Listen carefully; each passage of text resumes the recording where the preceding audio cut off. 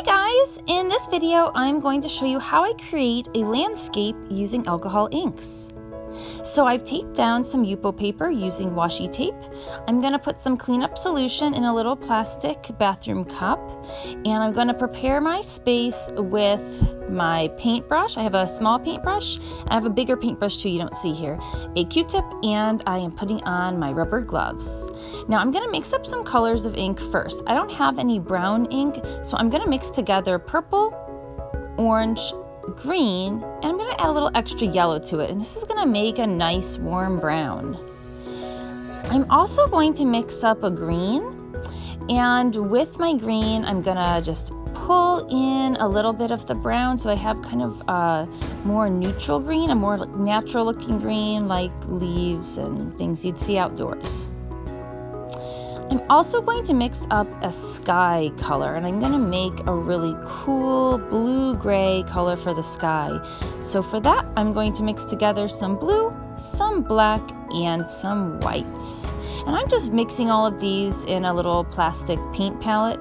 To clean this off later, I'll have to use some cleaning solution or some rubbing alcohol. So for the landscape I'm making, I'm going to start with the sky, and you can see that the ink has dried really quickly, so I need to add some of the cleanup solution or just plain rubbing alcohol to the ink itself, and this loosens it back up again. And I just paint that on to the top part of my paper, so this is going to be the sky. And then next, I'm going to come in with some of my green and add in some land. So I clean my brush first in the cleanup solution, and then I can add the green below. I'm actually going to leave a little bit of whiteness on the very bottom of my paper. So what I'm going to make it look like is like the land is the lightest in the front, maybe even a little bit snow covered, and then I'm going to make it look like there's some different hills of just grasses in the middle ground, and then of course you see the cool blue-gray sky in the background. I'm going to be adding some trees in last too, and I'll show you how I do that in just a little bit. So as you watch me work and then rework my land in this landscape, I just want to be completely honest that this is the first time I've tried to use alcohol inks to make a more realistic scene.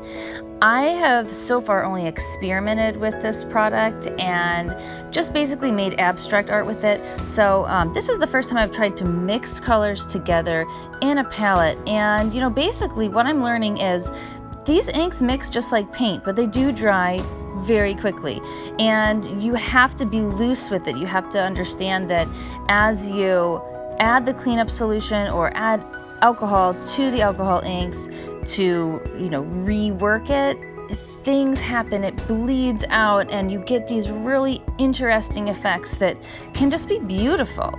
So really just try to tap into your intuition and just know when to stop and let an area be. Alright, so next I decided I wanted to play up the sky a little bit more, so I put some cleanup solution onto a sponge. I just tapped it gently to create the illusion of clouds.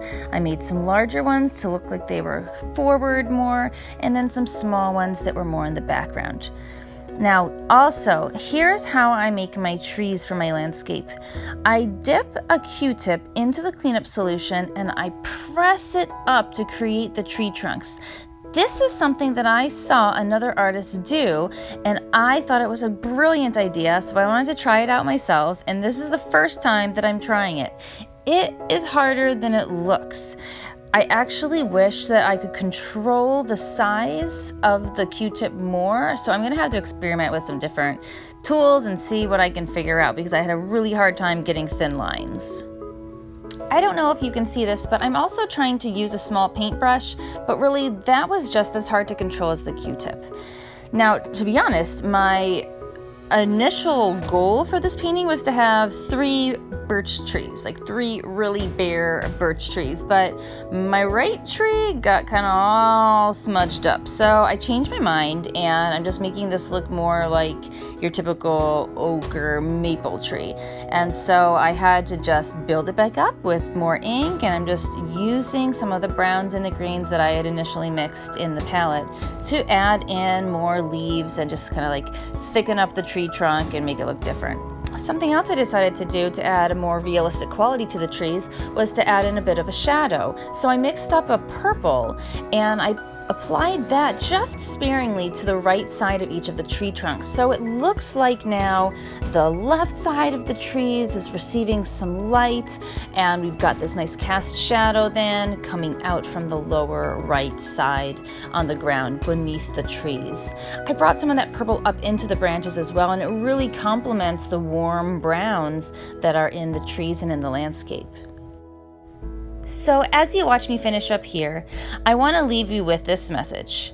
Next time you play with alcohol inks, try to create something that has a more realistic look by planning ahead and mixing some of the inks together to create all the colors that you need, and try to control where your colors go by applying them using paintbrushes as well as just dropping them onto your paper.